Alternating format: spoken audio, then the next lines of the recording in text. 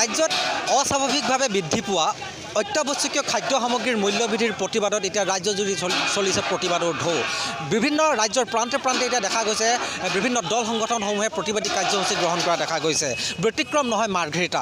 আজি মাৰ্ঘেৰিটাতো এনেধৰণে সদৌ অসম ছাত্ৰ সন্থা মাৰ্ঘেৰিটা আঞ্চলিক সমিতিয়ে এক প্ৰতিবাদী কাৰ্যসূচী ৰূপায়ণ কৰা দেখা গৈছে। মোৰ সতীৰ্থ প্ৰাঞ্জলে দেখুৱাব ইয়াৰ সামগ্ৰিক পৰিৱেশ।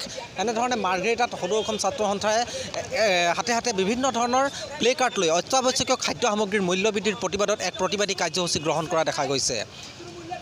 ৰাজ্যত যি অস্বাভাৱিকভাৱে অত্যাৱশ্যক খাদ্য সামগ্ৰীৰ মূল্য বৃদ্ধি হৈছে, সেই মূল্য বৃদ্ধিৰ ৰোধ কৰাৰ স্বাৰ্থত ৰাজ্যৰ প্ৰান্তে প্ৰান্তে এতিয়া বিভিন্ন দল সংগঠনসমূহে এক প্ৰতিবাদী কাৰ্যসূচী গ্ৰহণ কৰিছে।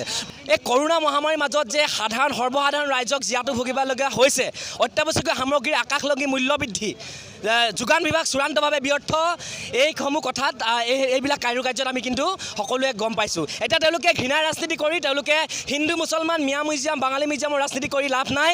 এতিয়া বৰ্তমান অসমৰ ৰাইজ সজাগ হৈছে। তেওঁলোকে যিসমূহ আচল কথা, যিসমূহ আচল সমস্যা, নিবনুৱা সমস্যাকে প্ৰাধান্য কৰি মূল্য বৃদ্ধি যিসমূহ সমস্যা, এই সমস্যাসমূহ সমাধানৰ ক্ষেত্ৰত গুৰুত্ব দিয়ক।